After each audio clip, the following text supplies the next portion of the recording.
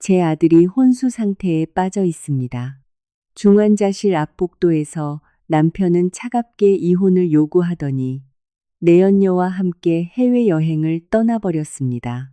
하지만 3일 뒤 병원에서 밝혀진 진실 하나가 그들의 세상을 완전히 무너뜨렸습니다. 제 아들은 생명 유지 장치에 의존한 채 차갑고 규칙적인 기계음 사이에서 힘겹게 숨을 쉬고 있었습니다. 반면 제 남편이라는 사람은 병원 복도에서 내연녀와 손을 잡고 제 얼굴에 이혼 서류를 집어 던졌습니다. 그는 태국 푸젠 여행을 예전부터 예약해 두었기 때문에 잠들어 있는 아이 하나 때문에 미인의 기분을 망칠 수는 없다고 짓거렸습니다. 하지만 최민재, 그 인간은 상상조차 못했을 것입니다. 그가 국경 너머의 천국을 만끽하고 있던 3일 뒤 병원에서 걸려온 전화 한 통이 그의 모든 오만함을 잿더미로 만들어버릴 줄은 말입니다. 그가 헌신짝처럼 버린 핏줄에 얽힌 진실은 최 씨 집안 전체를 이제껏 겪어보지 못한 끔찍한 지진 속으로 몰아넣었습니다. 지금부터 제 이야기를 들어보시길 바랍니다. 이른 아침 중환자실의 소독약 냄새는 저에게 늘 가장 끔찍한 악몽이었습니다. 그 독하고 씁쓸한 냄새는 머리카락 사이사이까지 스며들었습니다. 삶과 죽음의 경계가 거미줄처럼 위태롭다는 것을 뼈저리게 느끼게 하는 냄새였습니다. 저는 차가운 대리석 바닥에 주저앉아 새하얀 벽에 기대어 있었습니다. 12시간 동안 쉬지 않고 울어 두 눈은 퉁퉁 부어 있었습니다. 저 유리문 너머에는 제 6살 난 아들 하준이가 미동도 없이 누워 있었습니다. 최첨단 의료기기들 사이로 보이는 아이의 창백하고 조그만 얼굴을 보며 절망하던 그때 텅 빈 복도를 울리는 단호한 구두 발소리가 들려왔습니다. 저는 고개를 들었습니다. 민재이기를, 그가 마침내 신락 같은 양심이라도 챙겨 아이를 보러 온 것이기를 바랐습니다. 하지만 아니었습니다. 민재는 말끔한 정장 차림에 늘 짓던 비웃음 섞인 미소를 띠고 나타났고 그의 곁에는 강유라가 있었습니다. 그녀는 몸에 딱 붙는 붉은 원피스를 입고 명품 가방을 든 채 길을 막고 있는 쓰레기 더미를 보듯 날카로운 눈초리로 저를 내려다보았습니다. 이지연, 여기 도장 찍어. 나 시간 많지 않으니까. 민재는 제 무릎 위로 서류 뭉치를 툭 던졌습니다. 차가운 활자가 인쇄된 새하얀 합의 이혼서였습니다. 지난 8년간 저와 평생을 함께하겠다고 맹세했던 이 남자가 지금은 어찌나 낯설고 두렵게 느껴지던지요. 민재 씨, 하준이가 아직 안 깨어났어. 의사 선생님이 지금이 가장 위험한 고비라고 하셨어. 당신 하준이 아빠잖아. 어떻게 지금 이 순간에 이럴 수가 있어? 내가 말했지.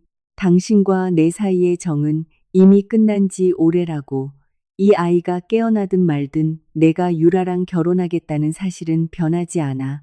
당신 꼴을 좀 봐. 삐쩍 마르고 꾀죄죄해서 여기 앉아있는 것 자체가 우리 최 씨 집안 망신시키는 일이라고. 지연 언니, 아이를 핑계로 민재 씨 발목 잡으려고 하지 마세요.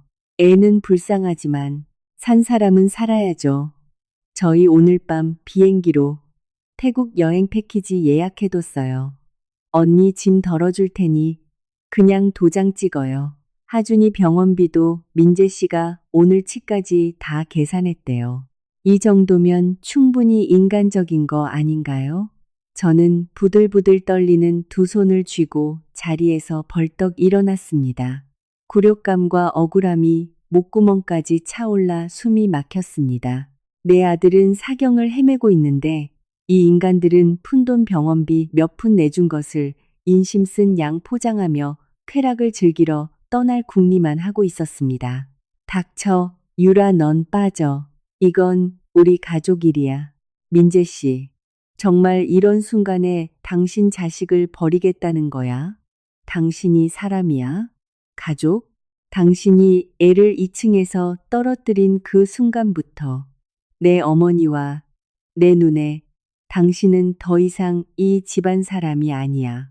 도장 찍어. 그러면 시골에 있는 낡은 집 하나는 당신 명의로 남겨줄 테니. 그게 내 마지막 배려야.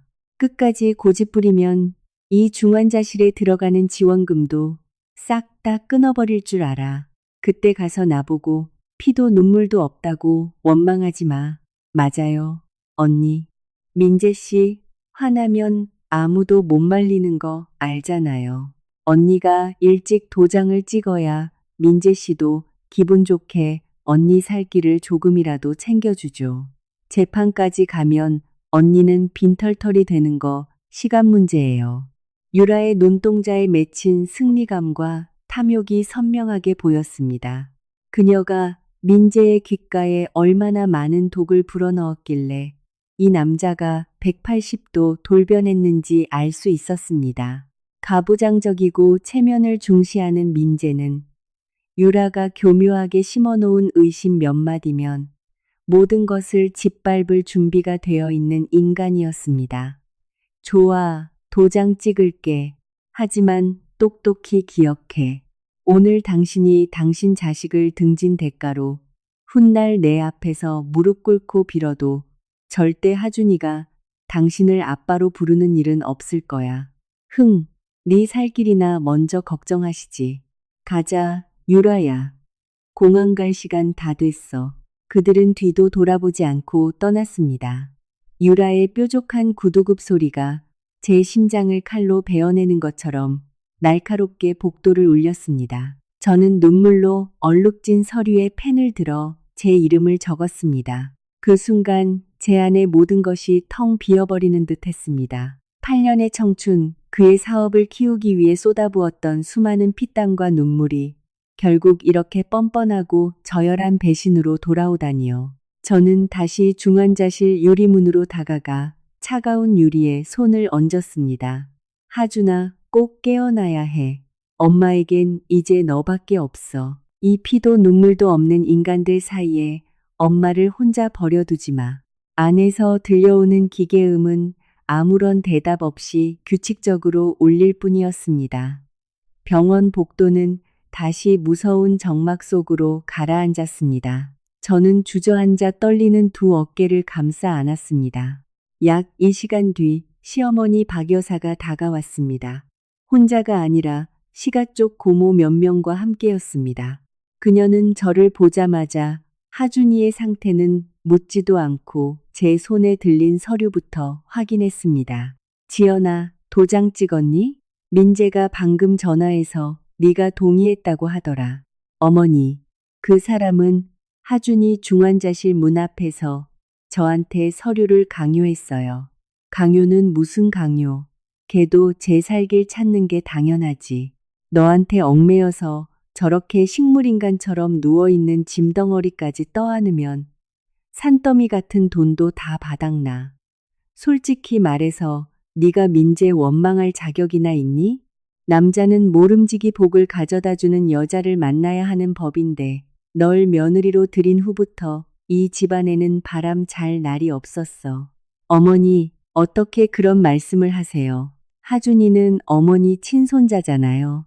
손자는 손자지. 근데 팔다리 멀쩡해서 뛰어다니는 놈이어야 손자지. 저렇게 죽을 날만 기다리는 고깃덩어리가 무슨 소용이야. 빚덩어리지. 그만 짐 챙겨서 나갈 준비나 해라. 강남에 있는 그 집은 민재가 유라 명의로 넘겨주기로 했으니까. 곧 들어올 세 사람 혼수라고 생각하고 비워줘. 귀가 멍해졌습니다. 그 집은 제 친정 부모님이 보태주신 돈 절반에 제가 회계사로 일하며 수년간 악착같이 모은 돈을 합쳐 산 집이었습니다. 그런데 시어머니의 입을 통해 그 집이 내연녀의 재산으로 둔갑해버린 것입니다. 이들의 잔인함은 이미 제 인내심의 한계를 넘어섰습니다. 저는 박 여사를 똑바로 쳐다보았습니다. 태어나 처음으로 제 눈빛에는 체념 대신 차가운 결의가 서려 있었습니다. 어머니, 민재 씨한테 전하세요. 법원의 최종 판결이 나오기 전까지, 그리고 하준이 문제가 해결되기 전까지 전 그 집에서 한 발짝도 나가지 않을 거라고요. 하준이가 어떤 상태든 하준이는 여전히 이 집안 사람입니다.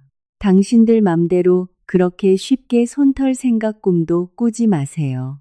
박 여사가 길길이 날뛰며 욕설을 퍼부으려던 찰나 중환자실 김 과장님이 걸어 나왔습니다. 그의 표정은 엄숙했고 저를 바라보는 눈빛에는 안타까움이 서려 있었습니다. 이 보호자님, 제 진료실로 잠시 오시죠. 하준이의 추가 혈액 검사 결과와 사고 당시 상태에 대해 새로 발견된 사실이 있습니다. 심장이 철렁 내려앉았습니다. 저는 시어머니의 독서를 뒤로 한 채 서둘러 의사 선생님을 따라갔습니다. 서류 냄새가 짙게 밴 작은 진료실 안에서 선생님은 두꺼운 차트 하나를 책상 위에 올려놓았습니다. 그는 저를 오랫동안 바라보더니 천천히 입을 열었습니다.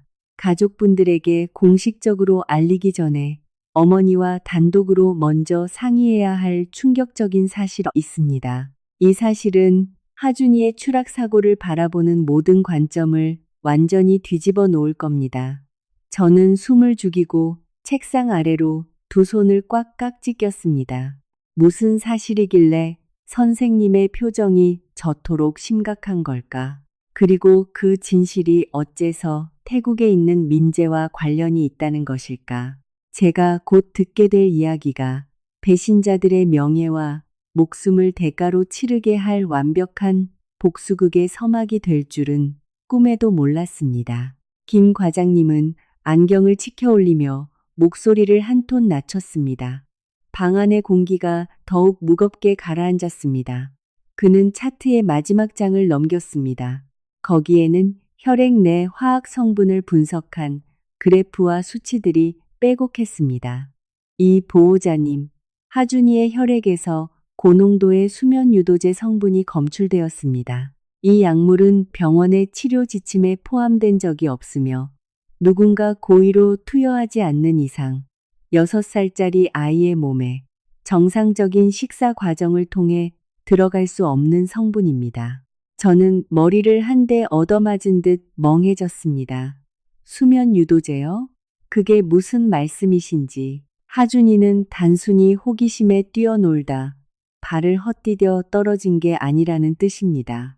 사고가 발생하기 전 아이는 약물에 의해 신경계가 일시적으로 마비되어 균형 감각을 완전히 상실한 상태였습니다. 그 높은 곳에서 떨어지면서도 아이가 본능적인 방어 자세를 전혀 취하지 못한 이유가 바로 이것입니다. 차디찬 전율이 등줄기를 타고 흘렀습니다. 그날 오후가 떠올랐습니다. 민재는 회의가 바쁘다며 저 대신 유라에게 유치원에서 하준이를 일찍 픽업해 아이스크림을 사 먹이라고 부탁했습니다. 제가 퇴근하고 집에 도착했을 때 하준이는 마당에 피를 흘린 채 쓰러져 있었고 유라는 아이가 장난을 치다 난간으로 올라갔다며 혼비백산하여 울고 있었습니다. 설마 그들이 진정하십시오. 저희가 발견한 중요한 사실이 하나 더 있습니다. 이 유전자 검사 결과와 혈액형 대조표를 보십시오. 의사가 내민 서류를 보았습니다. 전문적인 기호들이 적혀 있었고 그 의미를 이해하는 순간 제 발밑의 땅이 푹 꺼지는 듯한 충격을 받았습니다. 이 진실은 너무나도 끔찍했습니다. 단순한 살인 미수가 아니라 제가 감히 상상조차 하지 못했던 겹겹의 배신이 숨어 있었습니다. 의사가 말을 이었습니다. 그의 목소리에는 은밀한 분노가 담겨 있었습니다. 이 일은 더 이상 덮어둘 수 없습니다. 3일 뒤 국립과학수사연구원으로부터 공식 결과가 나오는 대로 경찰에 신고할 예정입니다. 하지만 보호자님, 마음의 준비를 하셔야 합니다. 지금 보호자님이 만나셔야 할 사람은 저희가 아니라 이 사건의 마지막 열쇠를 쥐고 있는 또 다른 사람입니다. 저는 떨리는 다리로 일어섰습니다. 머릿속에는 의사 선생님의 말만 맴돌았습니다. 3일, 정확히 3일 뒤면 민재가 태국에서 돌아올 것입니다. 그리고 그날이 바로 제가 그를 그에게 어울리는 지옥으로 배웅할 날이 될 것입니다. 하지만 그 전에 의사가 언급한 그 사람을 만나야 했습니다. 그 사람이 누구이며 왜 하필 지금 나타난 것일까? 진료실을 나서는 제 눈앞의 하늘은 잿빛이었지만 제 마음속에는 이미 뜨겁고 지독한 복수의 불길이 타오르기 시작했습니다. 김 과장님의 진료실을 나와 복도를 걷는 제 발걸음은 납덩이를 매단 듯 무거웠지만 머릿속은 소름 끼칠 정도로 맑아졌습니다.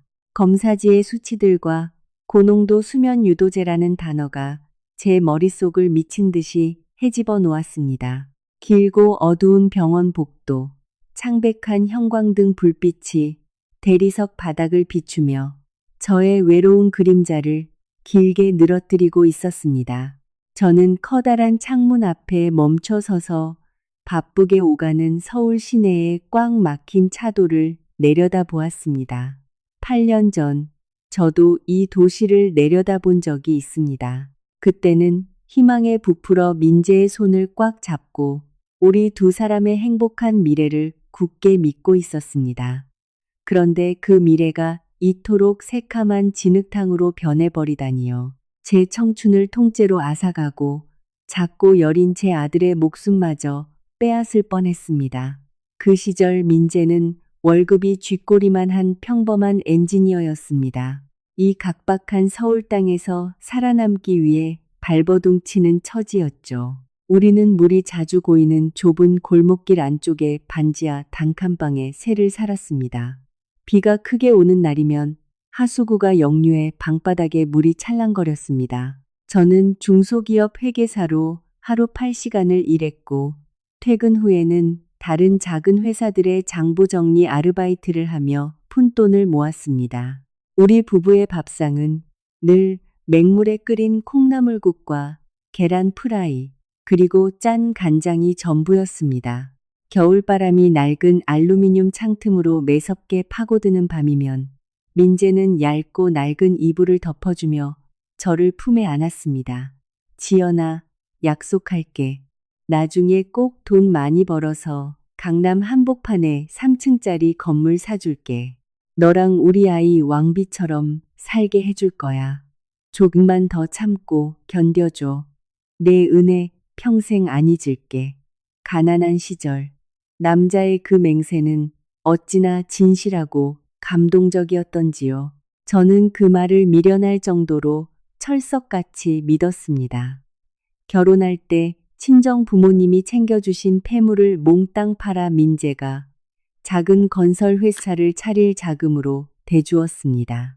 회사가 자금난에 허덕일 때는 제가 직접 나서서 시골 친정 부모님의 땅을 담보로 은행 대출을 받아 인부들 월급을 챙겨주기도 했습니다. 그가 지방 공사 현장으로 떠나 있을 때 저는 하준이를 임신한 몸으로 시댁과 친정의 대소사를 챙기며 홀로 고군분투했습니다. 새 옷 한 벌 사입지 못했고 앞코가 찢어진 구두를 본드로 붙여 신으며 남편의 성공을 위해 단 1원이라도 아꼈습니다. 그리고 마침내 하늘이 도왔는지 결혼 4년 차 되던 해 민재의 회사가 굵직한 프로젝트를 연달아 따냈습니다.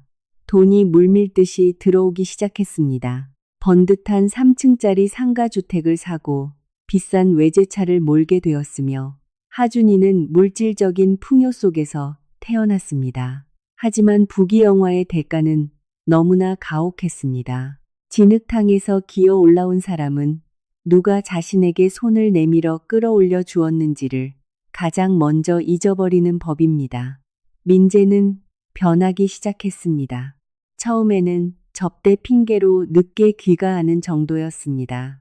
독한 양주 냄새를 풍기며 밥을 먹고 오겠다는 문자가 늘어갔습니다. 그러다 점차 대놓고 외박을 하기 시작했습니다.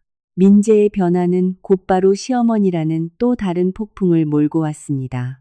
우리가 새 집을 사자마자 박 여사는 손주를 돌봐주겠다는 핑계로 시골에서 서울로 올라왔습니다.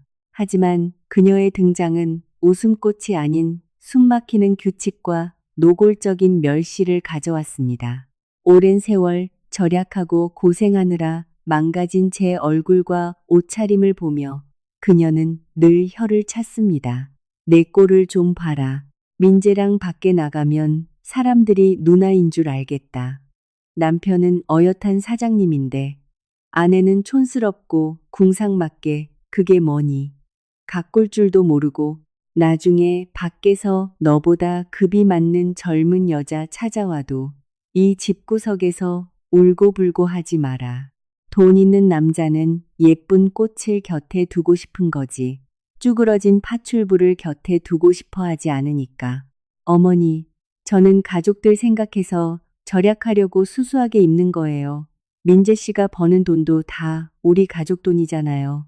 쓸데없는 곳에 낭비하고 싶지 않아요. 그리고 민재 씨가 절 겉모습 때문에 사랑한 건 아니잖아요. 너 어디서 그 구질구질한 동고동락 타령이야? 돈은 내 아들이 피땀 흘려 벌어온 거다. 넌 그저 앉아서 호강하는 주제에. 이 집안의 결정권자는 민재야. 둘째 하나 낳을 줄도 모르는 게 감히 시어미한테 말대꾸를 해? 내가 똑똑히 말해두는데 네가 남편 간수 못하면 밖에는 너 대신할 젊고 예쁘고 잘난 여자들이 널리고 널렸다. 시어머니의 독설은 매일같이 제 자존심을 망치로 내리치는 것 같았습니다. 그리고 그녀의 말은 현실이 되었습니다.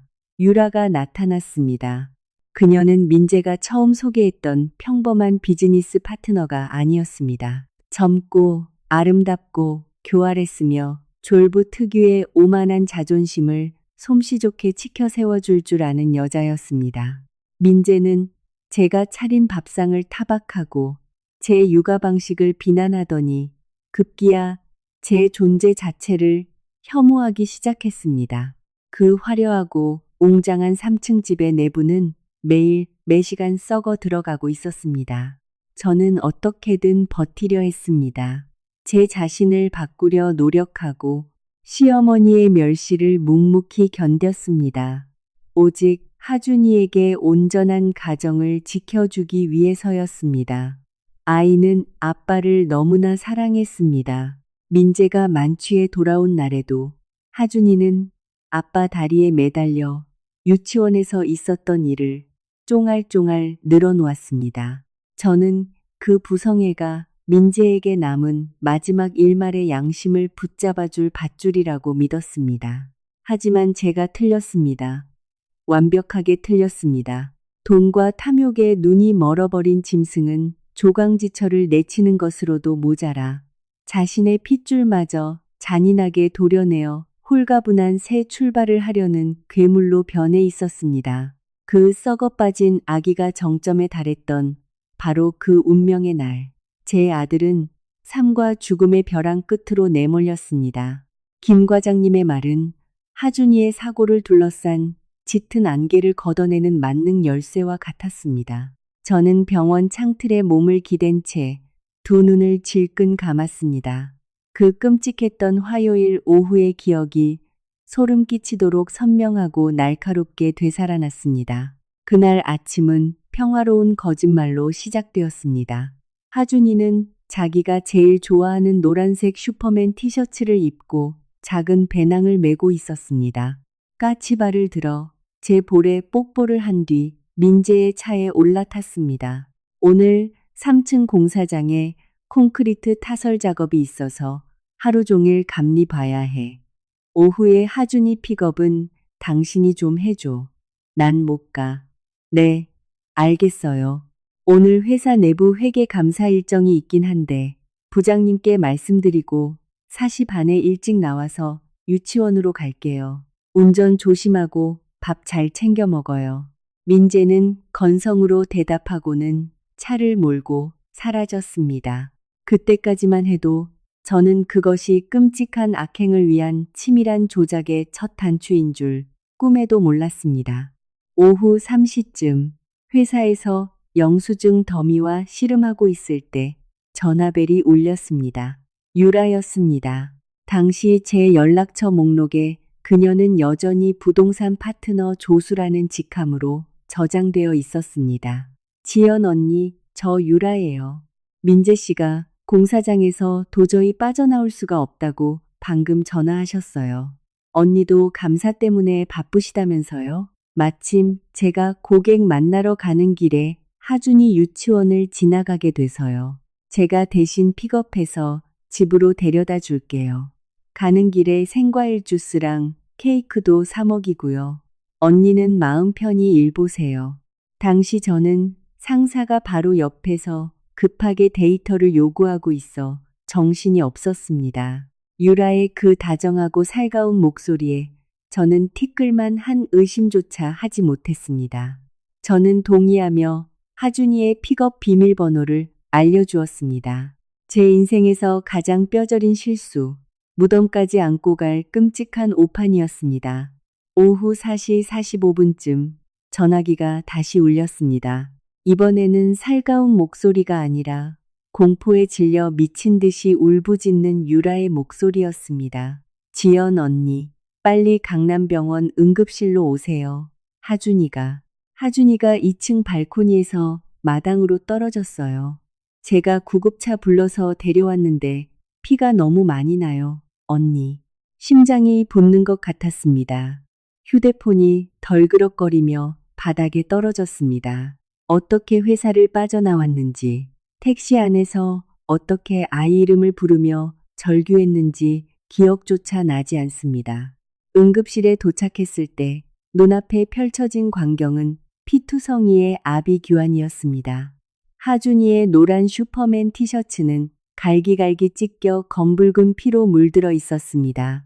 아이는 복도 구석에서 작고 위태로운 모습으로 머리에 새하얀 붕대를 칭칭 감은 채 누워 있었습니다. 유라는 얼굴을 감싸 쥐고 서럽게 울고 있었습니다. 극도의 공포와 죄책감에 시달리는 여자의 완벽한 연기였습니다. 언니, 죄송해요. 하준이 데려와서 거실에서 TV 보게 하고 전 과일 깎아주려고 주방에 있었어요.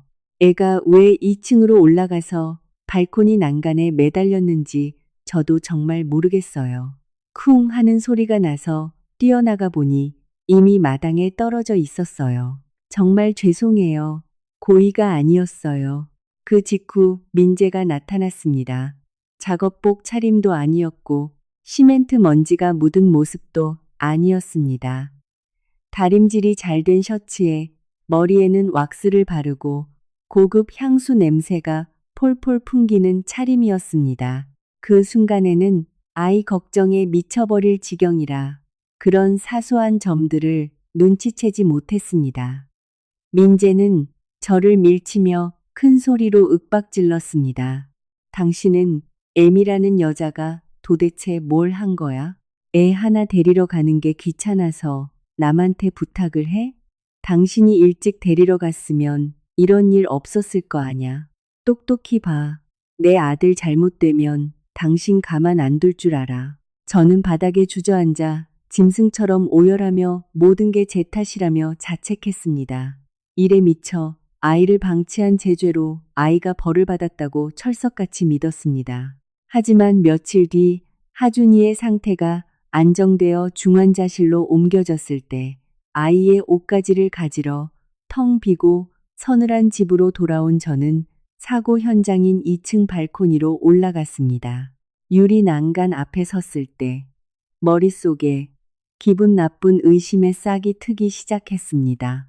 우리 집 2층 발코니 난간은 1.3m로 매우 높게 설계되었고 손잡이는 미끄러운 스테인리스 스틸이었습니다. 하준이는 이제 겨우 6살이고 키가 120cm도 안 됩니다. 어떻게 그 작은 아이가 매끄러운 유리를 타고 자기 키보다 높은 난간을 훌쩍 넘어갈 수 있었을까요? 게다가 하준이는 고소공포증이 심해서 계단 위에서 아래를 내려다보기만 해도 무섭다고 안아달라며 우는 아이였습니다. 그렇게 겁 많은 아이가 왜 아무도 없는 발코니로 달려가 스스로 높은 곳에 기어 올라가 떨어졌단 말입니까? 발코니 주변을 살펴보니 하준이의 실내화가 벽 쪽에 가지런히 놓여 있었습니다. 급하게 미끄러지거나 몸싸움을 한 흔적은 전혀 없었습니다. 1층 거실로 내려와 작은 유리 탁자를 보니 빨대가 꽂힌 종이팩 주스가 반쯤 남겨져 있었고 그 옆에는 손도 대지 않은 과일 접시가 있었습니다. 김 과장님이 했던 말이 떠올랐습니다. 고농도의 수면 유도제, 모든 조각들이 소름 끼치도록 논리적으로 꿰맞춰졌습니다. 유라는 하준이를 픽업한 뒤 미리 수면 유도제를 탄 주스를 건넸습니다. 약효가 퍼지자 하준이의 신경계가 마비되었고 졸음이 쏟아지며 저항할 힘을 잃어 몸을 가누지 못하게 된 것입니다. 그때 그녀는 흐물흐물해진 아이를 번쩍 안아 난간 위에 올려놓고 손을 놓아버린 겁니다. 2층에서 자유낙하한 것은 아이의 호기심 탓으로 벌어진 비극적인 사고로 완벽히 위장되었습니다. 민재는 공사장에 있지도 않았습니다. 그는 유라와 함께 있었거나 적어도 이 계획을 미리 알고 있었기에 그렇게 말끔한 차림으로 병원에 나타나 제게 모든 죄를 뒤집어 씌우며 시선을 돌렸던 것입니다. 그들은 아이를 치워버리고 이혼을 강요하고 재산을 빼앗아 당당하게 맺어지기 위해 이 완벽한 살인극을 공모한 것입니다. 그들은 사람이 아니었습니다. 인간의 탈을 쓴 악마들이었습니다. 저는 주먹을 꽉 쥐었습니다. 손톱이 파고들어 피가 배어 나왔습니다. 이제 이 게임의 판은 제가 뒤집을 차례였습니다. 텅 빈 집 한가운데 서서 진실의 퍼즐 조각을 하나씩 맞출 때마다 온몸이 떨렸습니다. 제 머릿속에 유라의 그림자가 그 어느 때보다 선명하게 떠올랐습니다. 민재의 인생에 그리고 우리 가족에게 그녀가 나타난 것은 결코 우연이 아니었습니다. 그것은 속 빈 강정이면서 졸부의 허영심만 가득 찬 남자의 탐욕을 정확히 노린 치밀한 덫이었습니다. 처음에 유라는 새로운 창고 부지를 찾아주겠다며 고급 부동산 컨설턴트라는 명목으로 민재에게 접근했습니다. 하지만 그녀는 단순히 땅만 판 것이 아니었습니다. 민재 같은 남자들이 늘 갈구하는 거짓된 이해와 공감을 팔았습니다. 가부장적인 민재는 항상 자신이 우주의 중심이길 원했습니다. 집에서 저는 늘 그에게 씀씀이를 줄이고 회사 자금 관리를 철저히 하라고 조언했습니다.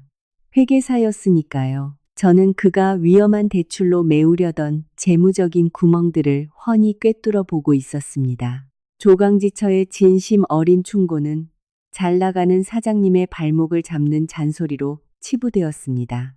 유라는 바로 그 약점을 파고들었습니다. 그녀는 절대 민재에게 절약하라는 말을 하지 않았습니다. 오히려 그를 떠받들며 수백억 원대 수익이 날 거라는 헛된 환상을 심어주었습니다. 고급 파티에서 민재를 왕처럼 대우하며 망상에 가까운 자기 만족을 부추기는 달콤한 말들을 속삭였습니다. 당신은 왜 저 여자들을 못 봐? 요즘 여자들은 남편 뒤에서 사업도 내조하고 밖에서 인맥도 넓혀주며 남편 길을 살려준다고. 유라 씨가 변두리 땅 투자건 몇 개 소개시켜줬는데 몇 달 만에 2배로 뛰었어. 근데 당신은 맨날 몇 푼 안 되는 영수증이나 쳐다보고 앉았으니 내 시야는 평생 부엌대기 수준을 벗어날 수가 없는 거야. 4개월 전 저녁 식사 자리에서 민재가 공동 계좌에서 제멋대로 5억 원을 빼내 유라에게 투자금으로 넘긴 사실을 제가 알아냈을 때 그가 제 얼굴에 뱉었던 말입니다. 저는 울며 불며 그 돈을 돌려받으라고 애원했습니다. 우리가 살고 있는 집의 은행 대출을 갚기 위해 피땀 흘려 모은 돈이었기 때문입니다. 하지만 민재는 듣지 않았습니다. 그는 유라에게 완전히 조종당하며 그녀가 재물을 불러오는 행운의 부적이라고 굳게 믿고 있었습니다. 유라는 매우 영악했습니다. 그녀는 처음부터 아내 자리를 빼앗으려고 덤비지 않았습니다. 대신 의형제 같은 여동생이자 든든한 조력자 행세를 하며 우리 집에 올 때마다 저를 지연 언니라고 사근사근하게 불렀습니다. 하준이에게 장난감을 사주고 시어머니에게는 건강식품을 바쳤습니다. 그 교활한 처세술에 박 여사도 철저하게 매수당했습니다. 착한 여자는 상간녀가 되지 않지만 상간녀가 된 여자의 수법은 지독하게 잔인했습니다. 민재가 쏟아부은 변두리 토지 투자는 실체가 없는 유령 프로젝트였습니다. 유라가 외부 일당과 결탁해 민재의 돈을 빼돌리기 위해 만든 정교한 사기극이었죠. 5억 원이 흔적도 없이 증발하자 민재의 회사는 파산 위기에 처했고 채권자들과 은행의 압류가 목을 조여왔습니다. 하지만 민재는 저에게 사실을 고백하는 대신 또다시 유라에게 구원을 청했습니다. 그리고 바로 그때 우리 모자의 모든 재산을 가로채려는 그녀의 계획이 시작된 것입니다. 우리가 살고 있는 강남 상가주택은 공동 명의였습니다. 빚을 갚거나 돈을 챙겨 도망가기 위해 집을 팔려면 반드시 제 서명이 필요했습니다. 하지만 저는 민재의 방탕한 빚을 갚기 위해 아이의 유일한 보금자리를 파는데 절대 동의하지 않을 여자였습니다. 민재 씨, 지연 언니는 너무 고집이 세서 집 파는데 절대 도장 안 찍어줄 거예요. 듣자니까 하준이 명의로 들어놓은 생명보험이랑 상해보험금이 엄청나다면서요. 만약 아이한테 무슨 불행한 사고라도 생기면 그 보상금에다가 언니한테 이혼 강요해서 재산 분할까지 받으면 우리 태국으로 이민 가서 새 출발할 수 있는 자금이 충분해져요. 우린 여기서 이대로 주저앉을 수 없어요, 오빠. 그 악마 같은 속삭임을 제가 직접 들은 것은 아니지만 모든 정황 조각들을 꿰어보니 그것이 그들의 계획이었음을 확신할 수 있었습니다. 2년 전 저는 하준이를 위해 10억 원짜리 생명 및 상해보험에 가입해 두었습니다. 수익자는 저와 민재 공동이었습니다. 만약 아이가 2층에서 떨어져 죽거나 영구적인 식물인간이 된다면 그들은 사고를 핑계로 보상금의 절반을 챙길 수 있었습니다. 게다가 제가 아이를 제대로 돌보지 못했다며 뒤집어 씌우면 민재는 도덕적 우위를 무기 삼아 시어머니와 친척들의 압박을 동원해 저를 이혼시키고 집까지 빼앗을 수 있었습니다. 한치의 빈틈도 없는 너무나 잔혹하고 완벽한 계획. 그들은 단순히 재산을 노린 것을 넘어 자신들의 자유와 돈을 위해 6살짜리 무고한 아이의 생명까지 앗아가려 한 것입니다. 제 심장이 날카로운 칼로 난도질 당하는 듯 했습니다. 유라는 꽃뱀의 교활함으로 민재의 머릿속에 악의 씨앗을 심었고 한 아이의 아버지이자 한 여자의 남편이었던 자는 비겁함과 탐욕, 유욕에 눈이 멀어 내연녀와 결탁해 제 핏줄을 향해 독수를 뻗쳤습니다. 그 잔인함은 결코 우발적인 것이 아니었습니다.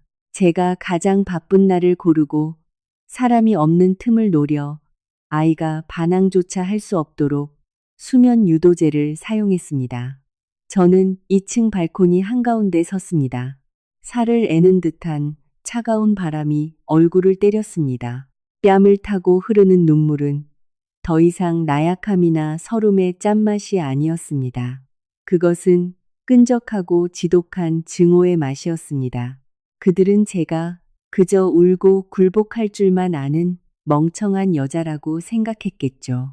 자신들이 쳐놓은 덫이 완벽히 작동해서 우리 모자의 피와 뼈를 밟고 유유히 비행기에 올라 다른 세상에서 호의호식할 수 있을 거라 믿었을 겁니다. 하지만 착각이었습니다. 뛰는 놈 위에 나는 놈이 있는 법이죠.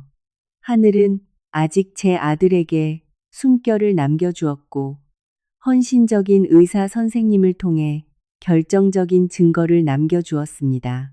그들이 저를 지옥의 밑바닥까지 밀어 떨어뜨렸으니 저는 그 지옥의 불길로 그들의 그 더러운 미래를 전부 태워버릴 것입니다.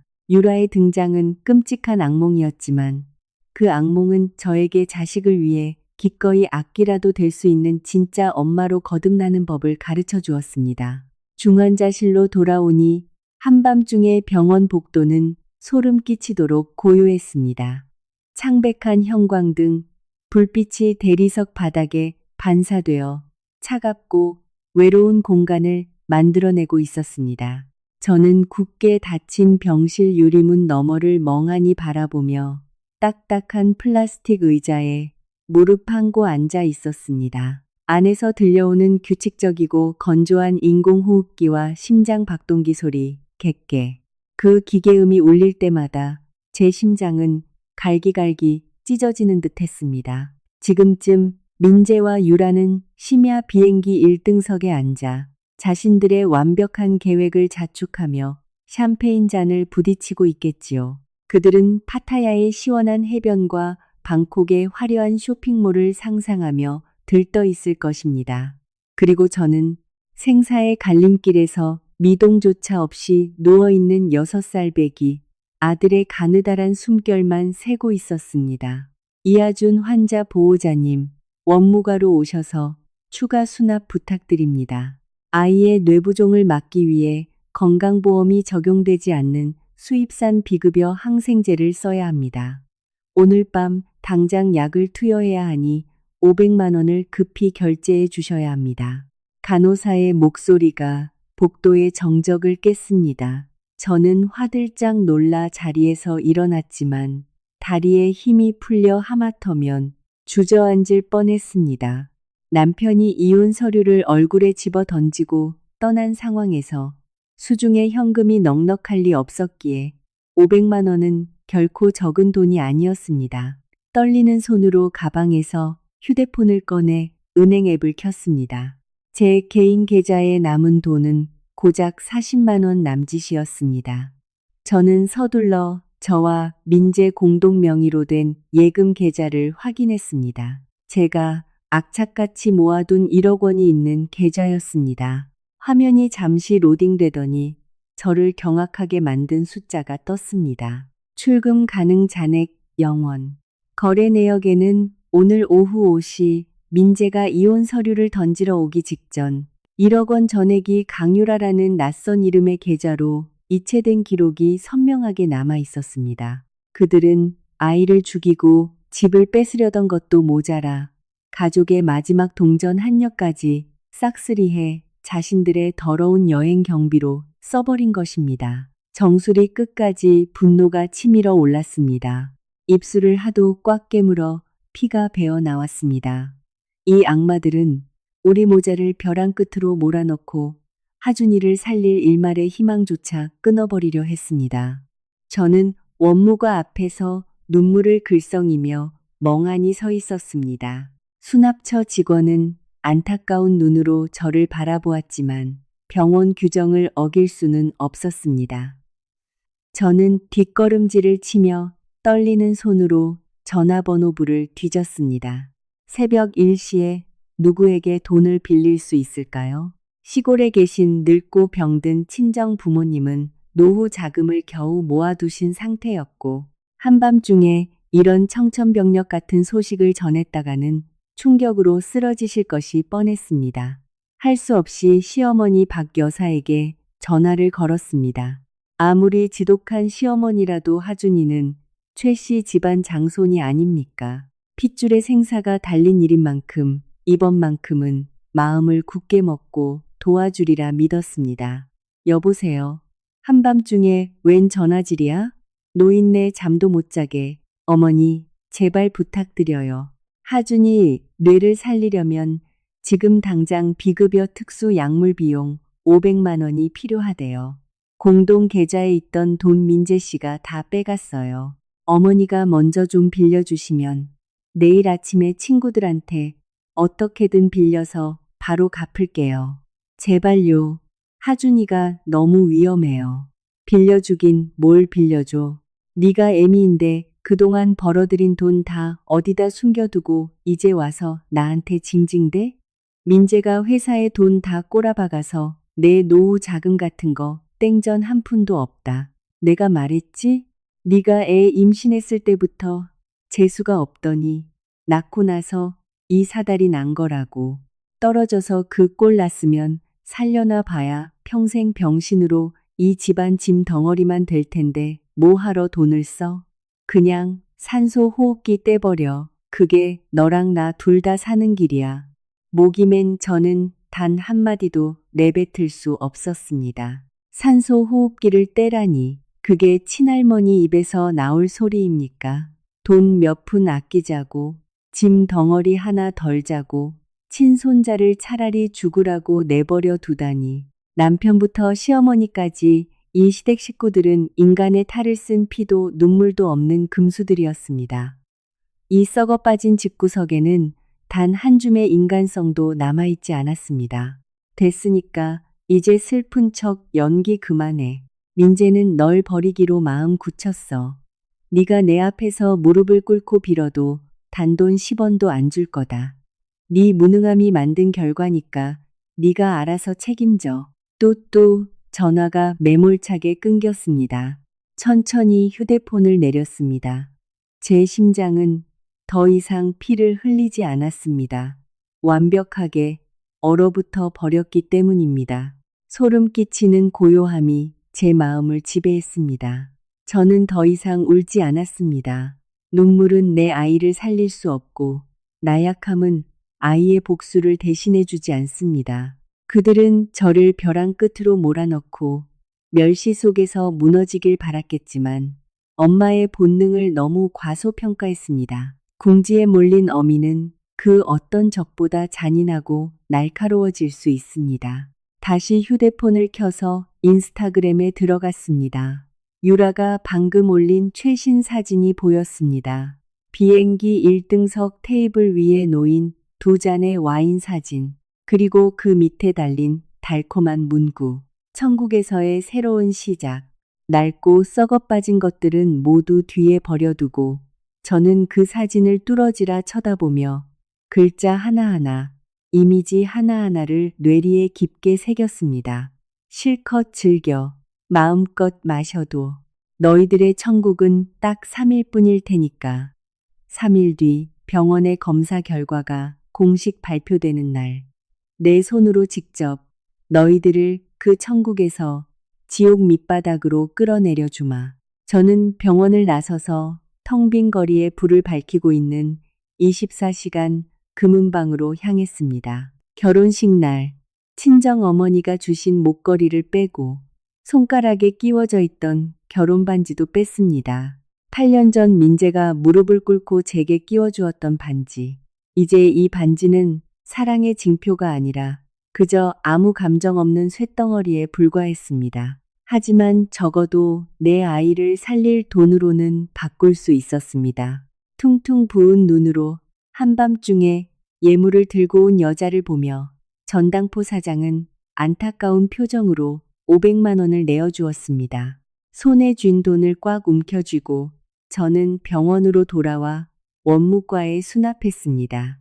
그날 밤 내내 저는 중환자실 문 앞을 떠나지 않고 단 1초도 눈을 붙이지 않았습니다. 마치 상처 입은 들짐승이 자신의 상처를 핥으며 조용히 발톱을 갈고 있는 것처럼 날이 밝으면 피도 눈물도 없는 복수가 시작될 테니까요. 하준이가 혼수 상태에 빠진 지 이틀째 아침, 병원 복도는 환자와 보호자들의 발소리와 대화 소리로 점차 시끄러워졌습니다. 저는 중환자실 유리문 밖에 고개를 숙인 채 앉아 있었습니다. 앙상하게 마른 나뭇가지처럼 바람만 불면 툭 부러질 듯 기력이 다 빠져 있었습니다. 간밤에 단 1초도 눈을 붙이지 못한 채 하준이의 심장 박동기를 알리는 불빛만 뚫어지라 쳐다보았습니다. 제 머릿속엔 오직 그날 아침 하준이의 맑은 미소와 민재가 집어던지던 차가운 이혼 서류만이 맴돌았습니다. 정신을 차리기도 전에 엘리베이터 쪽에서 낯익은 무리가 몰려오는 것이 보였습니다. 시어머니 박 여사가 앞장서서 걸어오고 있었고 그 뒤로 시가 쪽 고모 2명이 따라왔습니다. 평소 명절이나 제사 때면 저를 현모양처라며 입에 침이 마르도록 칭찬하던 사람들이었습니다. 하지만 오늘 그들의 표정은 완전히 달랐습니다. 박 여사는 병실 안쪽은 쳐다보지도 않은 채 제 앞에 팔을장을 끼고 서서 저를 위아래로 훑어보았습니다. 그녀의 눈빛은 경멸과 혐오로 가득 차 있었습니다. 여기서 죽상을 하고 앉아 있으면 죽은 애가 살아나기라도 하니? 진짜 재수 없는 년. 널 이 집에 들이는 게 아니었는데 화를 자초했지. 애 픽업하는 거 하나 귀찮아서 남한테 맡겼다가 머리가 깨져 적골을 만들어 놓고 누굴 탓하며 질질 짜고 있어? 옆에 서 있던 고모 한 명도 맞장구를 쳤습니다. 주변 사람들이 다 들으라는 듯 일부러 목소리를 높였습니다. 여자가 돈 욕심에 눈이 멀어 일 핑계대고 자식 내팽개 치더니 엄마 자격이 어딨어. 민재가 밤낮으로 현장에서 고생하며 번 돈으로 집에서 떵떵거리고 살았으면 애라도 잘 봤어야지. 이제 식물인간 돼서 누워있는데 돈을 쏟아부어도 못 살려. 내가 듣자 하니 이혼 서류에 도장도 안 찍고 버틴다며 평생 민재 발목 잡고 저 짐 덩어리 뒤치다꺼리하게 만들 작정이야. 그들의 말은 독을 바른 칼날처럼 제 심장에 꽂혔습니다. 저는 고개를 들어 제 아들의 핏줄이라는 사람들의 얼굴을 똑똑히 쳐다보았습니다. 장손이 사경을 헤매고 있는데 이들이 신경 쓰는 건 오직 며느리를 어떻게 쫓아내고 자기 집안의 재산과 아들의 미래를 어떻게 지킬 것인가 뿐이었습니다. 가끔 이 사회는 헛웃음이 나올 정도로 잔인합니다. 가정이 평화롭고 남편이 돈을 잘 벌 때는 남편이 잘난 덕분이라고 치켜 세우면서 아이에게 문제가 생기면 진짜 원인이 무엇이든 간에 모든 비난의 화살은 오로지 엄마에게만 쏟아지니까요. 고모님들, 하준이는 제 자식이기도 하지만 최 씨 집안 핏줄이기도 해요. 저를 안쓰러워하진 못할 망정 안에서 사경을 헤매는 아이를 두고 어떻게 그런 끔찍한 말씀을 하세요. 제가 이혼 서류에 도장 찍어서 민재 씨가 합법적으로 집 팔아서 상간녀 데리고 살 돈 마련하게 해주고 싶으신 거죠. 박 여사가 눈을 까디집고 손가락질하며 복도 전체가 쩌렁쩌렁 울리게 소리를 질렀습니다. 어디서 생사람을 잡아? 민재한테 새 여자가 생긴 건 다 네가 남편 간수 못하고 빌빌거리는 애 낳아서 병신 만든 탓이야. 유라는 우리 최씨 집안대를 이을 아들을 임신했다고. 민재 사업에 행운을 가져다 줄 복덩이야. 너랑 저 안에 누워있는 애는 짐 덩어리고 눈치껏 짐 싸서 나가. 변호사 부르기 전에 그 집은 내 아들 돈으로 산 거니까 단돈 1원도 가져갈 생각 마라. 저는 기력이 다 빠져 후들거리는 다리로 자리에서 벌떡 일어났습니다. 하지만 허리만큼은 꼿꼿하게 폈습니다. 더 이상 눈물은 나지 않았습니다. 눈물샘은 어젯밤 이미 말라붙었습니다. 시어머니의 두 눈을 똑바로 응시하며 깨진 유리조각처럼 날카롭고 또렷하게 내뱉었습니다. 그 집 절반은 우리 친정 부모님 돈이고 제가 6년 동안 뼈 빠지게 일해서 은행 대출 갚은 거예요. 유라가 아들 임신해서 행운을 가져다 준다고요? 어디 한번 기다려 보세요.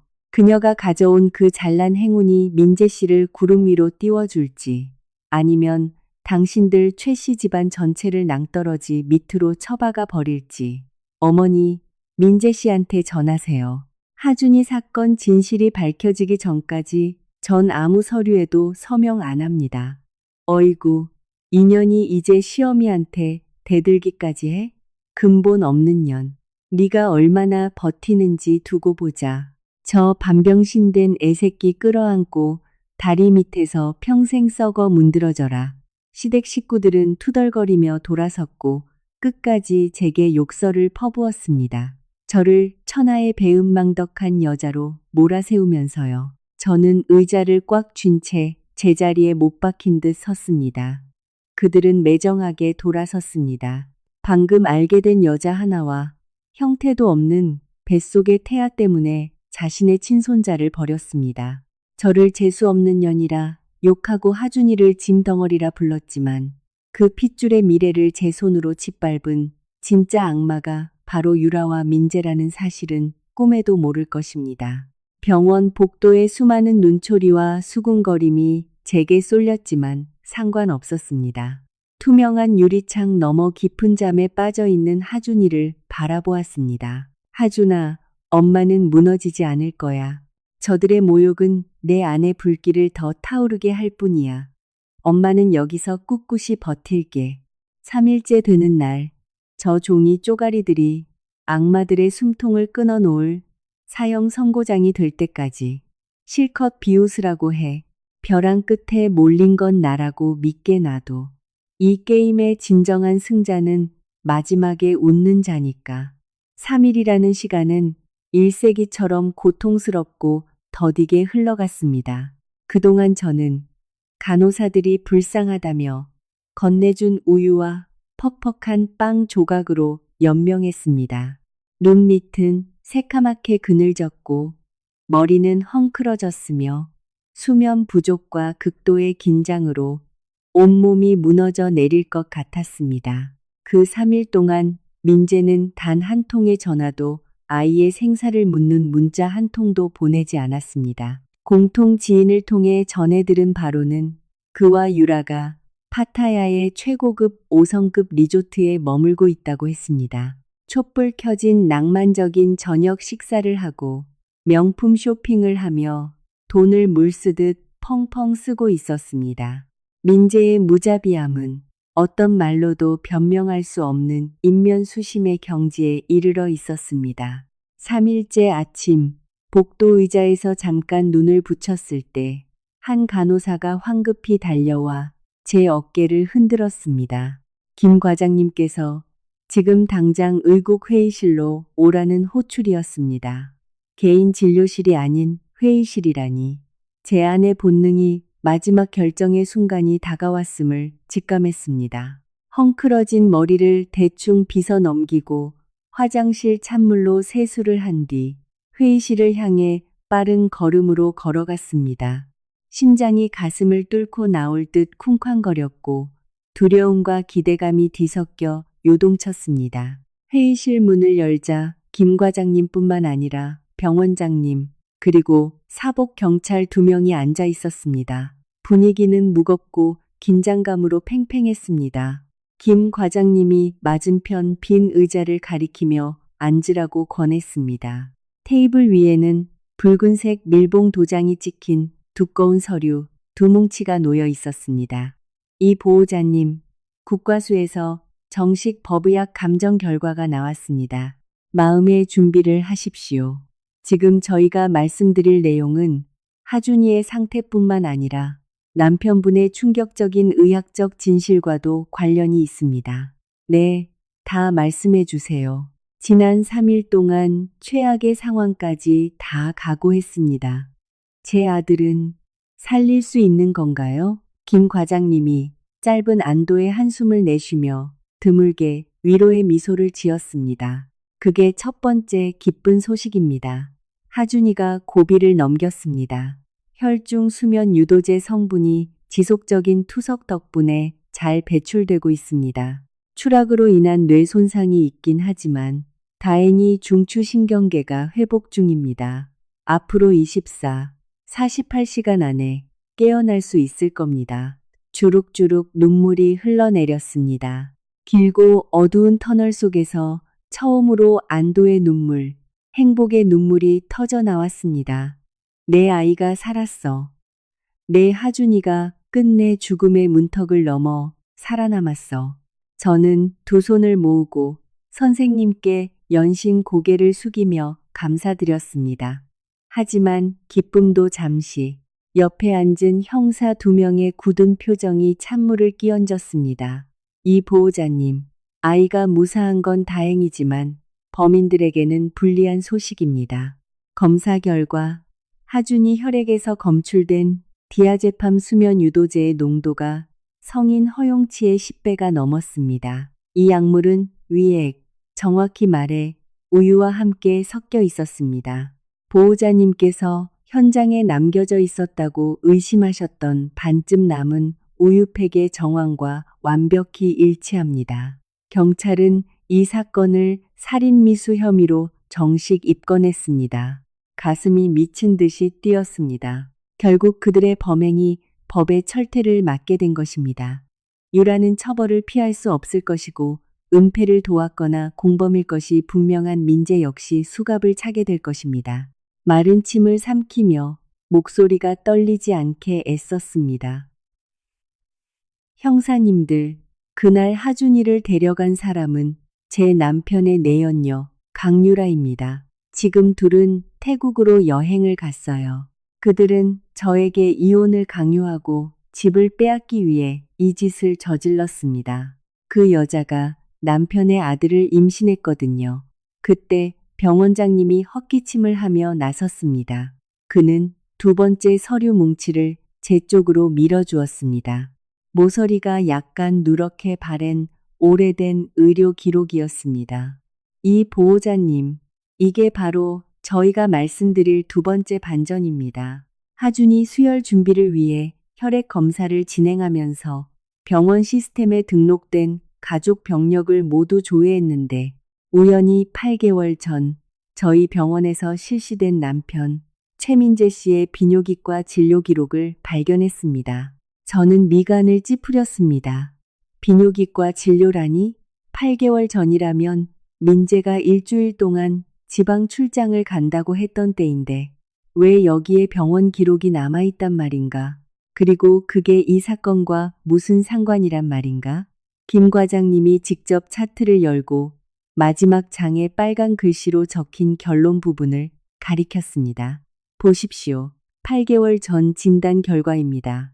남편 최민재 씨는 원인불명의 무정자증 환자입니다. 고환 위축 합병증으로 인해 정액 내에 정자가 아예 존재하지 않습니다. 즉, 절대적 불임 상태로 자연 임신은 불가능하며 의학적 시술을 통해서도 임신 확률은 1% 미만입니다.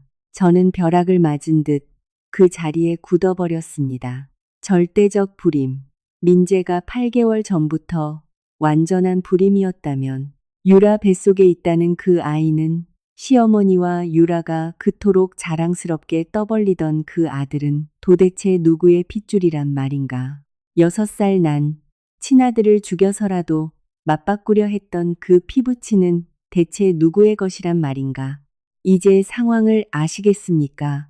남편분은 철저하게 속은 겁니다. 내연녀는 남편분의 아이를 임신하지 않았습니다. 거짓 임신을 미끼로 남편을 조종해 이혼하게 만들고 재산을 빼앗고 나아가 남편의 유일한 혈육까지 없애버리도록 부추긴 것입니다. 남편분은 남의 자식을 안고 자기 가정을 제 손으로 파탄낸 겁니다. 회의실은 침묵에 휩싸였습니다. 멍하게 앉아있던 제 목구멍에서 갑자기 헛웃음이 터져 나왔습니다. 비참하고 쓰디쓴 웃음인 동시에 뼈저리게 통쾌한 웃음이었습니다. 인과응보. 너무나 빠르고 가혹하게 찾아온 천벌이지만 완벽하게 합당한 대가였습니다. 민재는 조강지처를 헌신짝처럼 버리고 하준이를 구박하며 점천미고 예쁜 내연녀를 쫓아갔습니다. 그 대가로 대를 이을 아들과 거대한 부를 얻을 거라 착각했겠지만 실상은 꽃뱀에게 코가 꿰어 자기 머리조차 제대로 들지 못할 만큼 커다란 뿔이 달린 바람 피운 멍청한 호구에 불과했습니다. 하늘은 모든 것을 보고 있었습니다. 똑똑한 척하는 악당은 결국 자신의 탐욕과 멍청함 때문에 파멸하는 법입니다. 저는 손에 쥐어진 진료 기록부를 꽉 움켜쥐었습니다. 그래, 태국에서 아주 즐거우시겠지. 민재 씨, 마음껏 즐겨. 네가 공항에 도착해서 마주할 것은 새집이 아니라 살인미수 구속영장과 네 잘난 자존심을 짓뭉개버릴 이 끔찍하고 수치스러운 진실일 테니까. 이제 이 복수극의 진짜 클라이맥스가 열릴 차례였습니다. 진료 기록부를 손에 쥐고 저는 병원 복도로 나와 가장 인적이 드문 비상계단 구석으로 향했습니다. 창틈으로 불어오는 초겨울의 찬바람이 스쳤지만 제 마음속엔 잔혹한 불길이 타오르고 있었습니다. 저는 스마트폰 화면에 몇 시간 전 유라가 올린 사진을 띄웠습니다. 비키니 차림의 그녀가 태국의 눈부신 태양 아래 민재의 어깨에 기대어 교태를 부리고 있는 모습이었습니다. 그들은 우리 모자에 피눈물로 세워 올린 허상의 행복 속에 깊이 빠져 있었습니다. 김 과장님의 말이 맞았습니다. 굳이 그가 돌아올 3일 뒤까지 기다릴 필요가 없었습니다. 저는 그가 절정의 쾌감을 느끼고 있는 바로 그 순간에 내 손으로 직접 치명타를 날려 지옥의 나락으로 떨어지는 기분이 어떤 건지 뼛속 깊이 맛보게 해주고 싶었습니다. 화면에 잠금을 풀고 민재의 카카오톡으로 전화를 걸었습니다. 긴 신호음이 울리는 동안 유라가 억지로 설정해 둔 게 뻔한 싸구려 유행가 컬러링이 들려왔습니다. 저는 기이할 정도로 침착한 심장, 박동을 느끼며 끈기 있게 기다렸습니다. 5번째 신호가 울리고 나서야 전화가 연결되었습니다. 수화기 너머로 철썩이는 파도 소리, 쿵쾅거리는 음악 소리, 그리고 여자의 간드러진 웃음소리가 생생하게 들려왔습니다. 뭐야? 왜 또 전화질이야? 이혼 서류 도장 찍었으면 법원에 갖다 내기나 해. 내 휴가 망치지 말고. 아니면 그 짐 덩어리 새끼 죽기라도 해서 장례식 오라고 전화한 거야? 내가 미리 말하는데 난 시간 없으니까 알아서 어머니한테 전화해서 처리해. 아비로서 내뱉은 그 잔인하고 차가운 말들에 만약 3일 전에 저였다면 바닥에 주저앉아 통곡했을 것입니다. 하지만 지금의 저는 그저 비웃음만 흘릴 뿐이었습니다. 어쩌지 민재 씨 실망해서 하준이 안 죽었어. 의사 선생님이 방금 하준이가 고비를 넘겼고 곧 깨어날 거라고 하셨어. 당신 내연녀가 우유에 탄 수면 유도제 따위로는 내 아들 목숨 못 앗아가. 너 지금 무슨 개소리야. 수면 유도제라니. 너 미쳤어. 어디서 생사람을 잡아. 지가 애 잘못 봐서 떨궈 놓고 누구한테 뒤집어 씌워. 한 번만 더 헛소리하면 명예훼손으로 고소할 줄 알아. 자기야, 누구야? 지연 언니? 아유, 참. 오빠는 뭐하러 그런 미친 여자 말을 들어? 끊고 나랑 수영이나 하러 가자. 오늘 물 엄청 맑아. 수화기 너머 유라의 콧소리가 들려왔습니다. 민재의 목소리에서 순간적인 당혹감이 스쳐 지나간 것을 눈치챘지만 그는 애써 태연한 척 목소리를 높였습니다. 저는 숨을 크게 들이마시고 그가 단 한 글자도 놓치지 않도록 차갑고 또박또박하게 내뱉었습니다. 그 여자 보고 수영 많이 하라고 해. 조만간 콩밥 먹으면서 감방 안에서 헤엄치게 될 테니까. 국과수에서 하준이 혈액 검사 결과 다 나왔어. 경찰도 살인미수 혐의로 입건해서 수사 시작했고, 그건 법이 알아서 할 일이고, 오늘 전화한 진짜 이유는 당신한테 줄 선물이 있어서야. 민재 씨, 즐거운 여행 기념으로. 무슨 꿍꿍이야. 헛소리 하지 마. 난 아무 잘못 없어. 카톡 열어봐. 방금 사진 몇 장 보냈으니까 똑똑히 확인해. 특히 마지막 장에 빨간 글씨로 적힌 소견서 말이야. 저는 전화를 끊지 않고 조용히 기다렸습니다. 약 10초 뒤 민재가 헉 하고 숨을 들이켜는 소리와 함께 휴대폰을 모래사장에 떨어뜨린 듯한 덜그럭 소리가 났습니다. 이게 뭐야? 이 가짜 서류는 어디서 났어? 내가 언제 비뇨기과를 갔어? 절대적 불임이라니. 너 이 사기꾼. 나랑 유라 사이 갈라놓으려고 돈 주고 위조했지. 그 병원직인 똑바로 봐. 8개월 전 당신이 일주일 동안 지방 출장 간다고 뻥치고 병원 입원해서 고환 위축 수술 받았을 때 기록이야. 알량한 남자, 자존심 지키겠다고 나한테, 아니 세상 모두한테 숨겼지. 김 과장님이 직접 진료하셨다더라. 당신 몸엔 정자가 단 한 마리도 없는데 당신 유라 뱃속에 있는 그 아들은 공기랑 교미라도 해서 생긴 앤가 봐. 아, 아니야. 말도 안 돼. 유라야, 이리 와봐. 당장 이리 와. 네 뱃속에 있는 애 도대체 어느 새끼 애야. 이 씨발, 날 속였어. 오빠, 왜 이래? 아프잖아. 놔. 저 여자가 보낸 걸 왜 믿어? 나보다 저 미친년 말을 더 믿는다는 거야? 이 아이 오빠 애 맞잖아. 우리 사랑의 결실이잖아.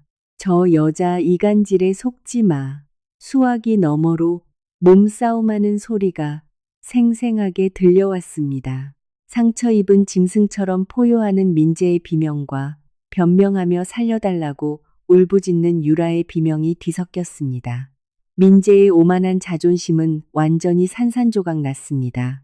남성성을 그토록 자랑스러워하던 그에게 불임 사실이 발각된 것만으로도 치명타인데 꽃뱀에게 농락당해 남의 자식을 자기 자식으로 알고 뻐꾸기 노릇을 했다는 사실은 수천 개의 칼날이 살점을 발라내는 것보다 더 끔찍한 고통이었을 것입니다. 닥쳐. 병원 진단서에 무정자증이라고 똑똑히 적혀 있는데 어디서 오리발이야. 어느 놈이랑 뒹굴고 나한테 덤터기를 씌우려 들어. 이 전년아. 네가 조강지쳐 버리라고 부추기고 애까지 죽이려고 작정했지. 넌 그냥 사기꾼이었어. 내가 널 죽여버릴 거야.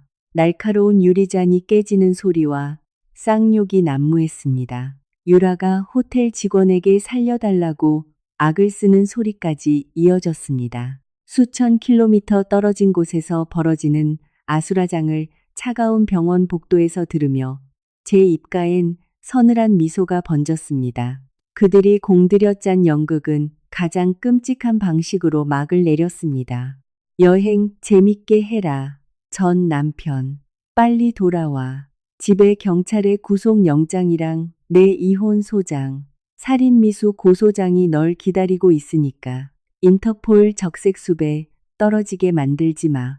내 그 알량한 사장님 체면만 더 구겨질 테니까. 저는 더 이상 그의 빌어먹을 목소리를 듣고 싶지 않아 단호하게 전화를 끊었습니다.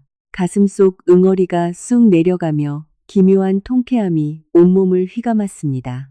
저는 그의 가장 중요한 것, 알량한 자존심과 미래에 대한 희망을 짓밟았습니다.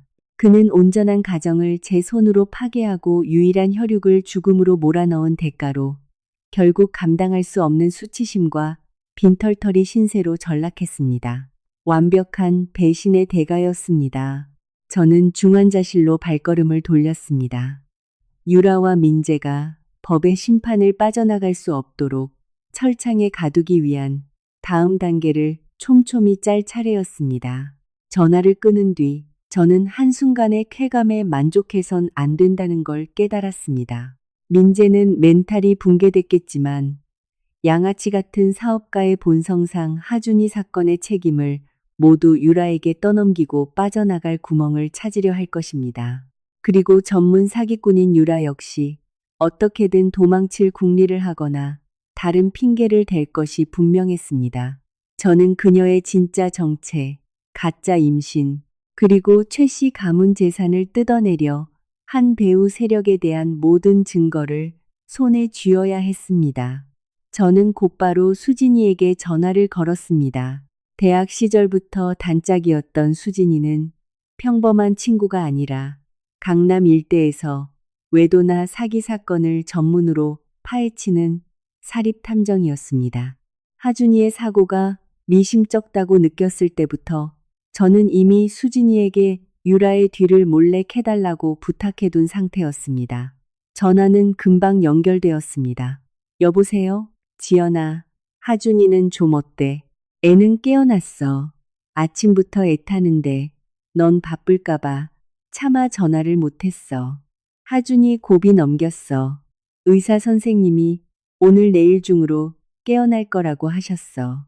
그건 그렇고 너 강유라 뒤캐던 건 어떻게 됐어? 걔 지금 민재랑 태국에 있어. 내가 방금 무정자증 카드로 둘이 물어뜯게 판 깔아놨어.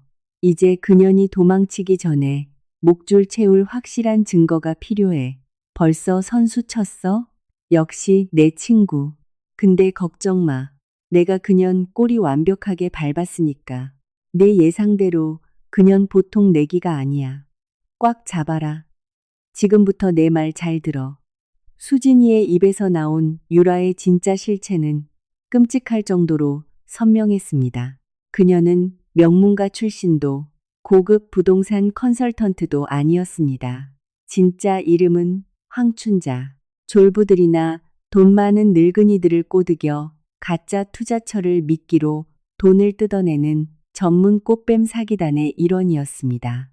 그리고 가장 충격적인 건 그녀가 임신했다는 것 자체가 희대의 사기극이라는 사실이었습니다. 너 그거 알아? 내가 그년이 인스타에 사진 찍어 올리던 산부인과에 인맥 동원해서 알아봤어. 걔 임신한 적도 없대. 민재한테 보여준 초음파 사진이랑 진료 기록, 그거 다 포토샵으로 조작한 가짜야. 인터넷에서 배우들이 쓰는 특수 실리콘 임산부 배를 사서 차고 다닌 거였어.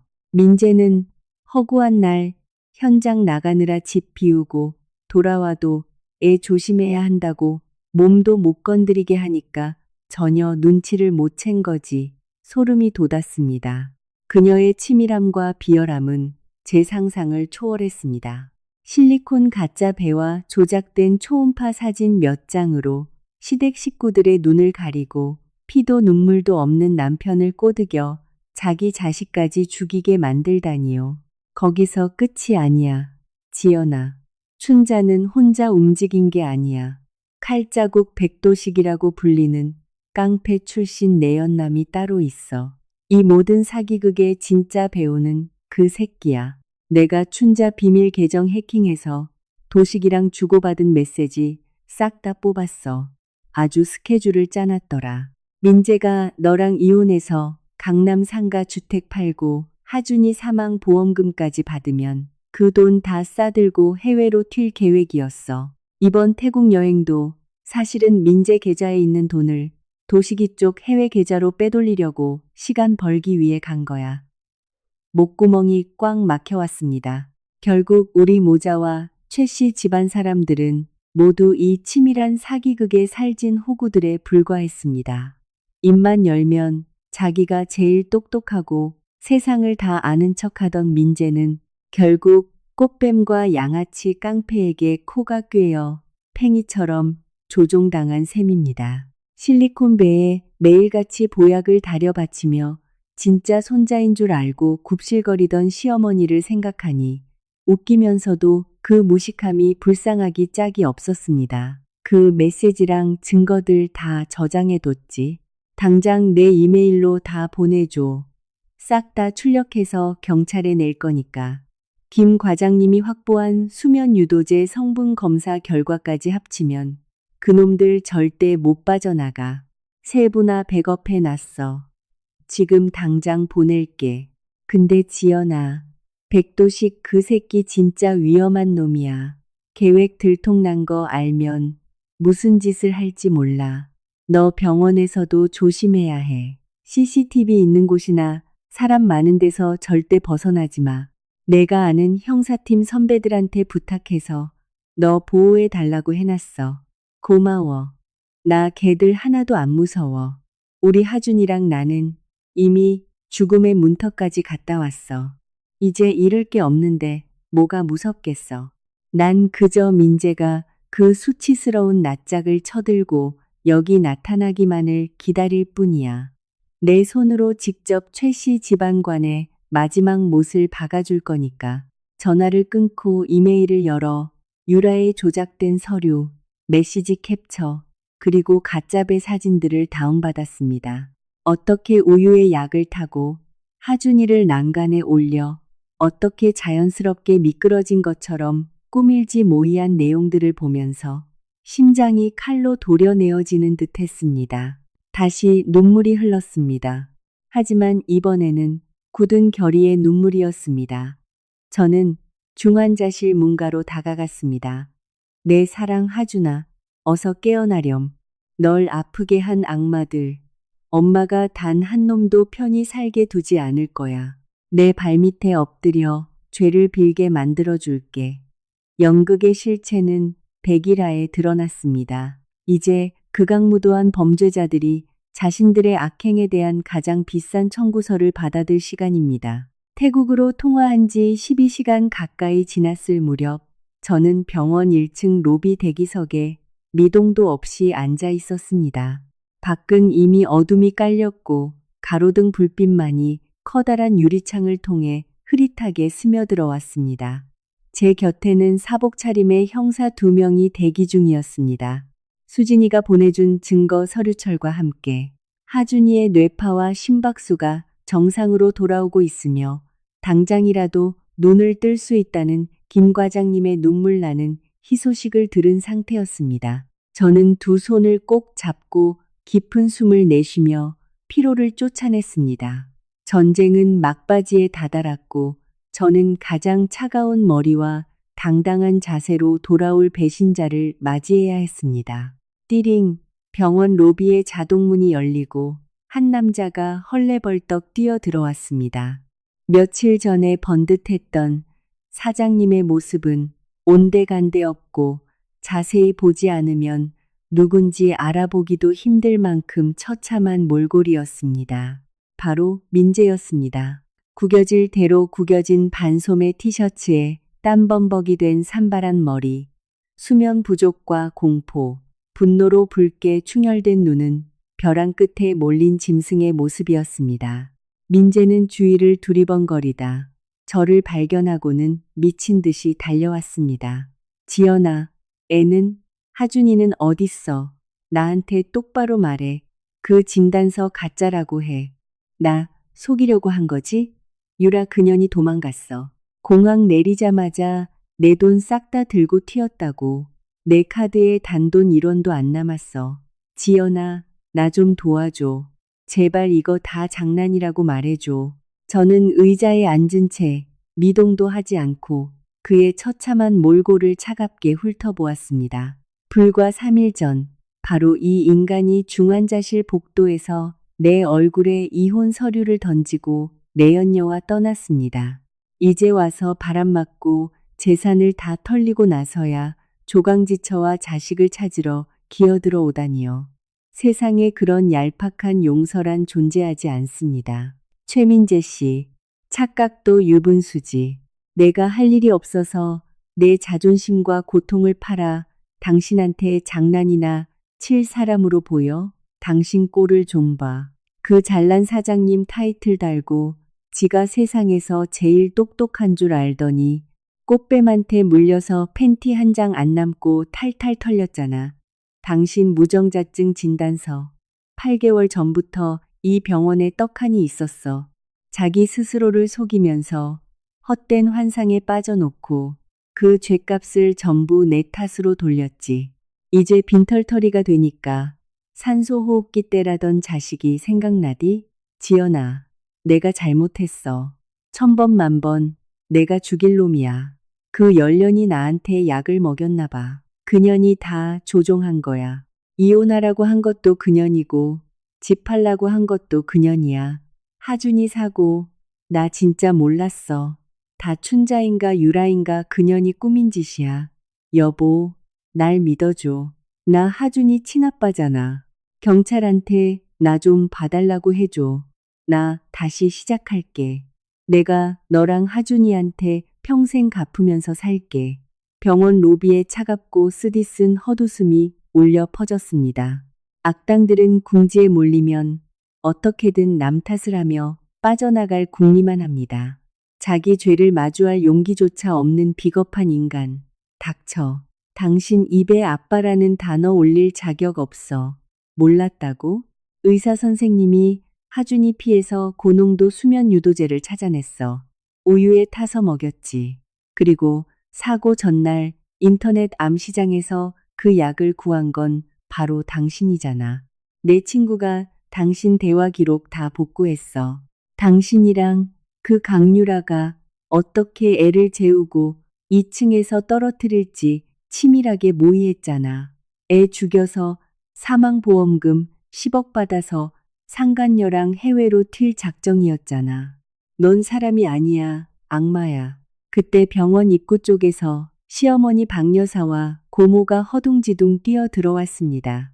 민재가 급히 귀국했다는 소식을 듣고 황급히 택시를 타고 온 모양이었습니다. 박 여사는 민재가 제 발밑에 무릎을 꿇고 있는 것을 보자마자 버릇처럼 달려들어 제 멱살을 잡으려 소리를 질렀습니다. 이 싹수 없는 년아, 네가 뭔데 내 아들을 무릎 꿇려? 민재야 일어나. 도장 안 찍으면 당장 내쫓아버려. 이 집은 내 집인데 뭐하러 빌고 있어. 유라가 우리 집안 장손 임신 중이잖아. 당장 유라 불러와. 이 독한 년 내가 쫓아낼 테니까. 저는 벌떡 일어나 테이블 위로 유라와 백도식의 사진, 메시지 내역이 담긴 파일들을 쾅 소리가 나게 던졌습니다. 어머니, 눈 똑바로 뜨고 보세요. 어머니가 밤낮으로 오매불망 기다리던 그 장손이 도대체 뭔지 똑똑히 보시라고요. 어머니 며느리 강유라는 실리콘배 차고 다니는 사기꾼이에요. 뒤에는 깡패 내연남이 있고요. 그놈들이 어머니 귀한 아들이랑 짜고 하준이 죽인 다음 저 내쫓고 돈 다 쓸어 담아 도망갔어요. 어머니 귀한 아들은 8개월 전부터 정자가 한 마리도 없는 불임이었고요.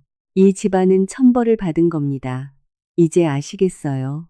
박 여사는 깡패 백도식의 품에 안겨있는 유라의 사진과 민재의 불임 진단서를 번갈아 보더니 바닥에 엎드려 짐승처럼 울부짖는 아들을 넋나간 표정으로 바라보았습니다. 그녀는 뒷걸음질을 치다 다리에 힘이 풀려 대리석 바닥에 주저앉았습니다. 입을 떡 벌린 채 아무 말도 하지 못했습니다. 잘 나가는 아들에 대한 자랑스러움, 남들 앞에 떵떵거릴 손자에 대한 열망이 모두 산산조각 났습니다. 그녀는 가슴을 부여잡고 숨을 헐떡이며 극도의 절망감으로 아들을 노려보았습니다. 사태를 지켜보던 2명의 사복 경찰이 앞으로 나섰습니다. 그들은 경찰 신분증을 꺼내들고 단호한 목소리로 긴급 체포영장을 낭독했습니다. 최민재 씨, 당신을 살인 미수 및 보험 사기 혐의로 긴급 체포합니다. 묵비권을 행사할 수 있으며 변호사를 선임할 권리가 있습니다. 관련된 모든 증거는 이미 확보했습니다. 서로 동행하시죠. 아니야, 나 애 안 죽였어. 유라가 한 짓이야. 그년 잡아. 그년을 잡으라고. 나 속인 거야. 엄마, 나 좀 살려줘. 지연이한테 나 고소 취하 좀 해달라고 해줘. 나 감옥 가기 싫어. 민재의 처절한 애원이 병원 로비를 쩌렁쩌렁 울렸지만 누구 하나 동정하는 사람은 없었습니다. 시어머니는 바닥에 주저앉아 가슴을 치며 오열했습니다. 눈이 멀어 독사를 집안에 들이고 결국 친손자를 해치고 아들마저 감옥에 보내게 된 자신의 어리석음을 저주했습니다. 저는 팔짱을 낀 채 민재의 손목에 차가운 은빛 수갑이 채워지는 것을 차가운 눈으로 바라보았습니다. 중환자실 문 앞에서 아들의 목숨을 짓밟으며 그토록 오만하게 굴었던 자가 이제는 씻을 수 없는 치욕을 안고 끌려가고 있었습니다. 마침내 정의가 실현되었고 최 씨 일가의 그 더러운 연극은 완벽하게 막을 내렸습니다. 민재가 구속된 이후 배신자들의 집안을 휩쓰는 폭풍이 거세게 몰아쳤습니다. 6살 친아들을 발코니에서 밀어 떨어뜨리고 사망보험금 10억 원을 노린 모 건설회사 사장과 내연녀의 범행은 연일 뉴스 특필을 장식하며 온 국민의 공분을 샀습니다. 쏟아지는 사회적 분노 속에 민재의 회사는 파산했습니다. 투자자들은 자금을 회수했고 채권자들은 압류 딱지를 들고 들이닥쳤습니다. 그가 자랑하던 모든 부와 명예는 일주일도 안 돼 흔적도 없이 사라졌습니다. 하늘의 그물은 성긴 듯 보여도 결코 죄인을 놓치지 않는 법입니다. 훔친 돈으로 해외 도피를 꿈꾸던 강유라와 백도식은 경찰의 수사력을 너무 얕보았습니다. 민재의 자백으로 지명수배가 떨어지고 계좌가 동결되자 그들은 밀항선을 타려다 인천항에서 덜미를 잡혔습니다. 민재에게서 빼앗은 돈은 고스란히 압수되어 피해 보상과 수사 자금으로 묶였습니다. 경찰 조사에서 강유라는 그 고상하던 척하던 가면을 집어 던지고 콧물 눈물을 쏟으며 백도식과 민재에게 모든 죄를 떠넘기려 발악했습니다. 하지만 복원된 메시지와 금융거래 내역은 그녀를 사기와 살인미수의 공범으로 완벽하게 참했습니다. 박 여사의 몰락은 더 비참했습니다. 평생 며느리를 멸시하고 콧대 높게 굴던 시어머니는 충격으로 쓰러져 폐인이 되었습니다. 시골집마저 아들의 빚을 갚기 위해 넘어갔고 믿었던 장남은 수십 년의 징역을 살게 되었습니다.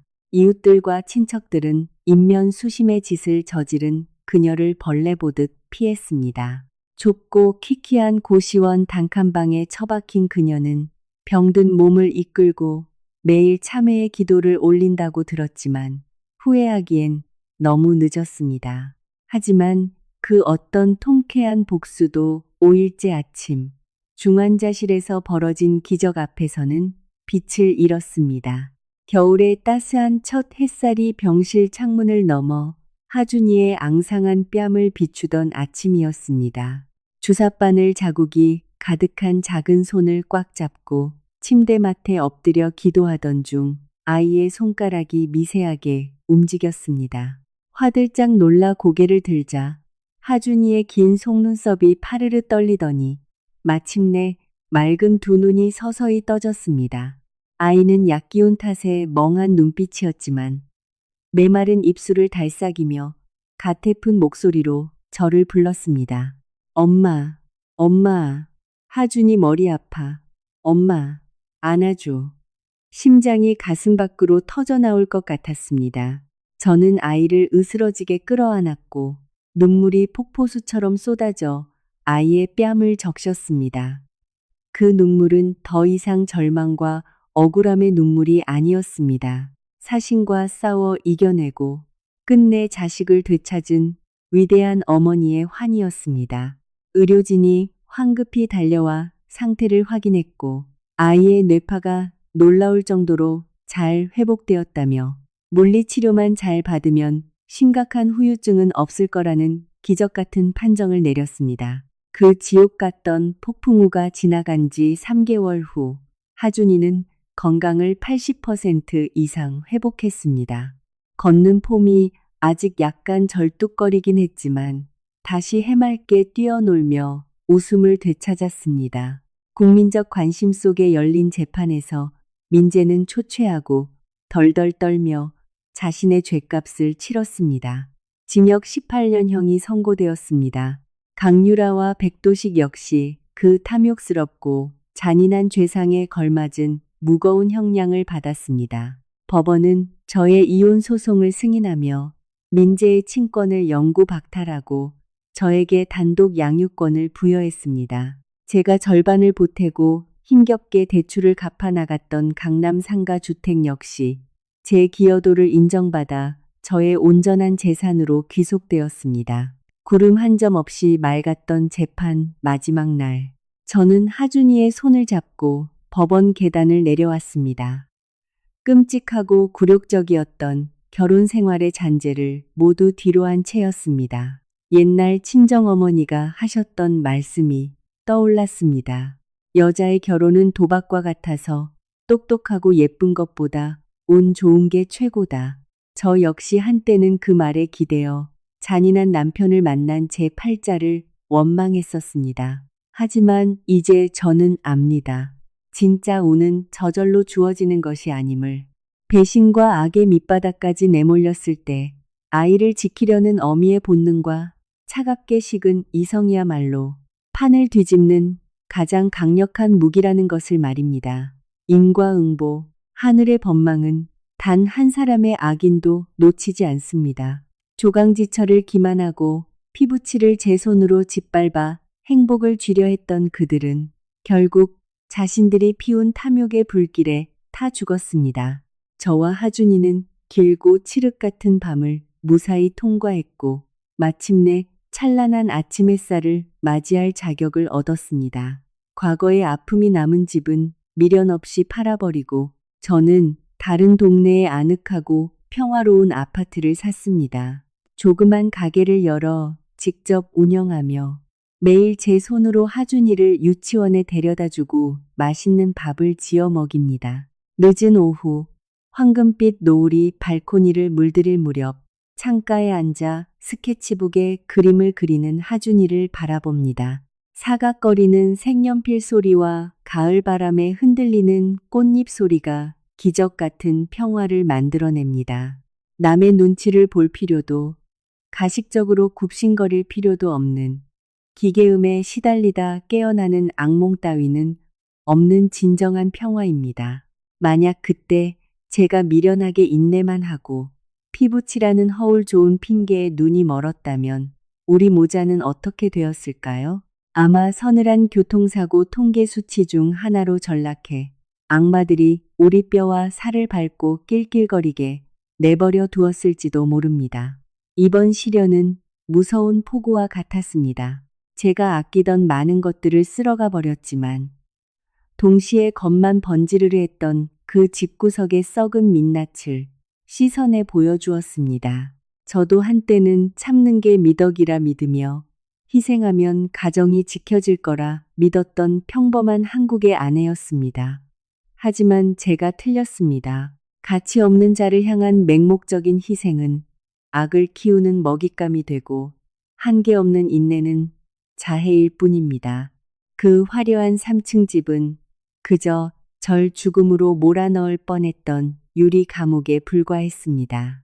이 뒤늦은 깨달음은 상처투성이지만 저를 구원했고 저를 바람에 휩쓸리는 들풀에서 어떤 비바람에도 끄떡없이 자식을 지켜낼 든든한 거목으로 만들어 주었습니다. 이 이야기를 듣고 계실 세상의 모든 아내이자 어머니들에게 피맺힌 교훈을 하나 전하고 싶습니다. 결혼이 도박이라면 그저 남의 선의와 운에 당신의 패를 모두 걸지 마십시오.